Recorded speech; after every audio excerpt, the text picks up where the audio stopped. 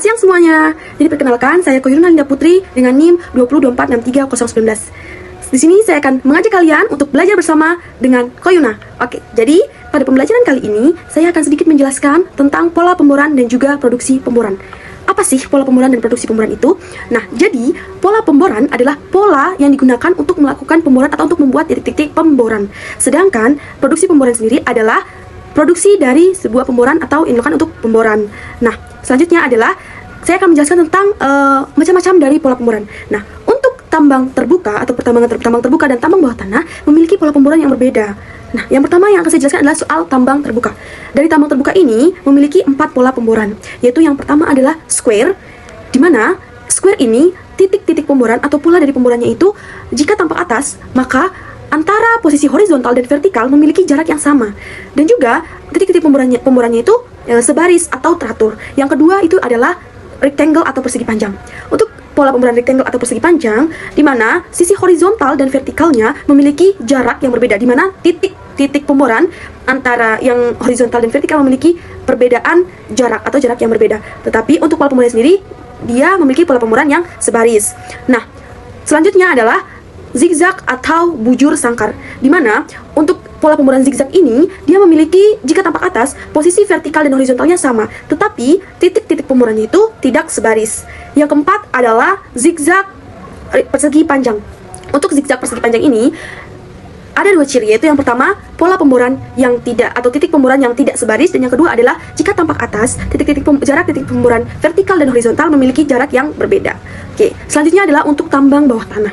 Untuk tambang bawah tanah sendiri dibedakan menjadi 4 bagian, yaitu yang pertama adalah wedge cut, center cut, drag cut, dan juga burn cut. Perbedaannya sendiri dapat dilihat dari titik atau pola pemborannya itu, yaitu yang pertama adalah pada center cut, pola pemboran itu berbentuk menyilang dan berada di tengah. Selanjutnya yaitu pada wedge cut, maka pola pemborannya itu dia persegi panjang dan berada di tengah. Selanjutnya adalah drag cut. Untuk drag cut sendiri, pola pemborannya itu terletak pada bagian bawah dari bagian yang akan diledakan. Dan yang keempat adalah burn cut. Untuk burn cut itu dia berupa titik-titik dan berada di tengah serta menyebar.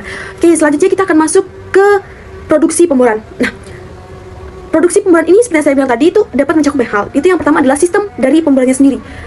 Sistem pemboran itu dibagi atas berbagai macam, teman-teman. Jadi, apa saja sih sistem pemboran itu? Yaitu yang pertama, itu bisa berupa nuklir, kimiawi, elektrik, hidraulik, seismik, sonik, metode mekanik, metode thermal, dan metode thermal. Jadi ada 8 sistem pemboran yang ada. Oke, selanjutnya alat-alat yang digunakan untuk sistem pemboran itu apa saja? Jadi alat-alat yang digunakan untuk sistem pemboran itu ada 3, yaitu yang pertama ada rotary, dimana kalau rotary itu sistem pemboran itu alat cara kerja dari alat pemboran ini dia itu memutar, tapi di dalam putarannya itu dia akan menekan sehingga membuat sehingga dapat membor bagian yang akan diledakkan. Yang kedua adalah perkusif. Nah, untuk perkusif ini alat dari pemboran itu cara kerjanya itu dia adalah memukul sehingga terciptanya lubang atau titik bor. Yang ketiga adalah percussive rotary, di mana untuk percussive rotary ini artinya kerja dari alat bor itu adalah dia memukul lalu memutar. Jadi dia memukul sambil memutar, pukulan dan putaran terjadi secara bersamaan. Selanjutnya kita akan membahas soal faktor yang mempengaruhi dari produktivitas pemboran. Nah, tadi kan kita sudah bahas soal pola pemboran, sistem pemboran, dan alat dari pemboran. Jadi sekarang kita akan membahas soal faktornya yang mempengaruhi. Ada 4 faktor yang mempengaruhi, yaitu yang pertama adalah sifat batuan, di mana dapat kita perhatikan pemboran itu akan mudah dilakukan akan lebih mudah jika yang dibor atau itu berada pada batuan yang lapuk. Sedangkan pada batuan segar, maka pemboran akan lebih sulit dilakukan. Kenapa? Karena kita tahu bahwa batuan yang segar lebih kompak daripada batuan yang sudah lapuk. Yang kedua adalah geometri dan pola pemboran. Dari geometri dan pola pemboran ini kita membahas soal ruang, dan juga kita membahas soal diameter, kedalaman, dan bagaimana kemiringan dari bagian yang akan dibor. Yang ketiga adalah tentang umur dan juga tentang umur dan kesediaan mesin, umur dan kondisi mesin. Nah, jadi pada umur dan kondisi mesin ini ada beberapa hal yang diperhatikan, yaitu yang pertama adalah dengan penggunaan mekanik atau mechanical availability. Yang kedua yaitu adalah penggunaan fisik atau physical availability. Yang ketiga adalah tentang penggunaan kesediaan atau utility availability, dan yang keempat adalah penggunaan efektivitas atau effective availability. Effective utility.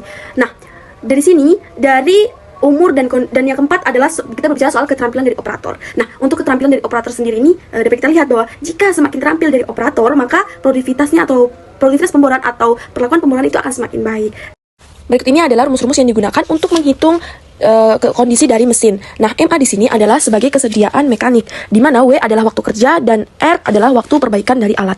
Selanjutnya, PA adalah kesediaan fisik dari mesin, di mana S adalah waktu menunggu alat dan T adalah jumlah jam yang tersedia, yaitu jumlah antara waktu kerja alat ditambah dengan waktu perbaikan alat ditambah dengan waktu menunggu alat. Nah, selanjutnya UA adalah rumus untuk penggunaan kesediaan dari alat.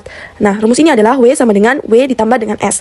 Nah, selanjutnya adalah penggunaan efektif. Rumus penggunaan efektif atau EU, yaitu rumusnya adalah W dibagi dengan T atau jumlah waktu tersedia, jam tersedia. Nah, rumus-rumus ini semuanya di dalam bentuk persen.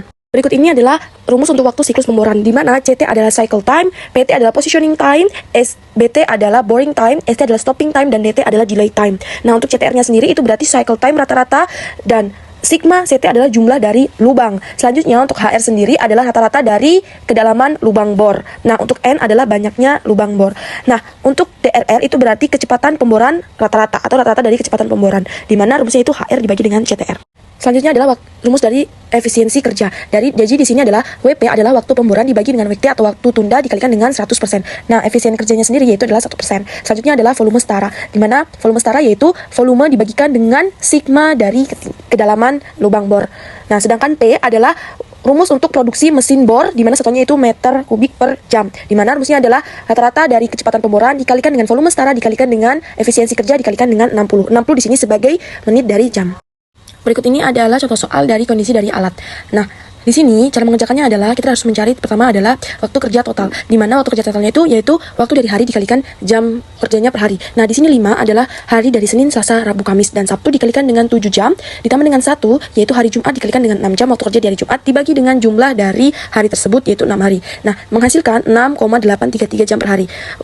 Kondisi jam ini kita rubah ke dalam bentuk menit, jadi kita kalikan dengan 60 yaitu menghasilkan 409,93 menit per hari. Nah, dari sini didapat waktu standby-nya yang dilihat dari dihitung dari tabel, yaitu dari kondisi hujan atau hambatan hujan sampai dengan hambatan no order itu sebagai waktu standby yaitu 90 menit dan waktu perbaikan alatnya 22 menit, sehingga didapat waktu kerjanya alat yaitu 297,98 menit per hari.